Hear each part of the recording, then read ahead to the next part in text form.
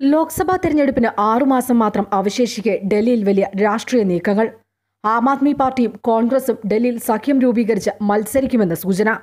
ഡൽഹിയിലെ 7 ലോക്സഭാ സീറ്റുകളിൽ സഖ്യകക്ഷിയായി മത്സരിക്കാൻ കോൺഗ്രസ് ആം ആദ്മി പാർട്ടി ചർച്ചകൾ ആരംഭിച്ചു. പ്രതിപക്ഷ പാർട്ടികളുടെ യോഗത്തിൽ ആദ്യമായി ഡൽഹി മുഖ്യമന്ത്രി അരവിന്ദ് കെജ്രിവാൾ പങ്കെടുത്തപ്പോൾ തന്നെ ഇത് സംബന്ധിച്ച സൂചനകളുണ്ടായിരുന്നു. ആം ആദ്മി ഉന്നതാധികാര സമിതിയിലെ ഒരു ഉന്നതനാണ് ചർച്ചകൾക്ക് ചുക്കാൻ പിടിക്കുന്നതെന്നാണ് വിവരം. ഇന്നലെ വരെ ശത്രുപക്ഷത്തായിരുന്നു ഇരു പാർട്ടികളും.